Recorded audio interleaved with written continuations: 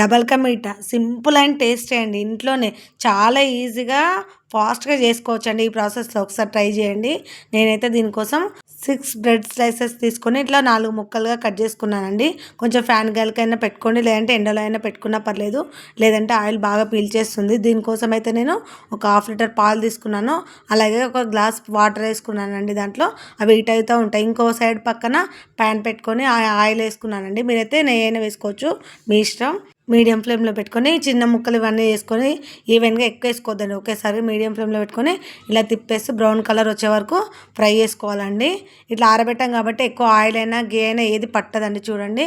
లేదంటే మొత్తం పీల్చేసుకుంటుంది, తినబుద్ధి అవ్వదండి. చాలా బాగుంటుందండి. ఈ టైప్లో ఒకసారి ట్రై చేయండి మీరు. ఈ ప్రాసెస్లో 100% నచ్చుతుందండి. మిగతా వాటిని కూడా వేసుకొని అన్నీ ఇలాగే ఫ్రై చేసుకోండి బ్రౌన్ కలర్ వచ్చే వరకు.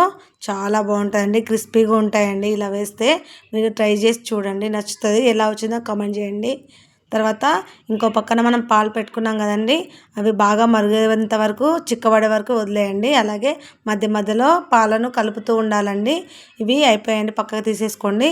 పాలను కలుపుతూ దీనికి షుగర్ వేసుకోవాలండి. నేనైతే ఒక కప్పు షుగర్ వేసుకున్నానండి. మీరు ఎక్కువ స్వీట్ తింటే ఇంకొంచెం యాడ్ చేసుకోవచ్చండి, మీ ఇష్టం. తర్వాత నేను కండెన్సర్ మిల్క్ వేసానండి, ఒక టేబుల్ స్పూను. ఇది థిక్నెస్ వస్తుంది. అండ్ అలాగే కొంచెం ఇలాచీ పౌడర్ కూడా యాడ్ చేసుకోండి. యాడ్ చేసుకొని కలపండి, చాలా బాగుంటుందండి. తర్వాత ప్యాన్లో కొంచెం నెయ్యి వేసుకొని, నెయ్యి హీట్ అయ్యాక డ్రై ఫ్రూట్స్ వేసుకోండి.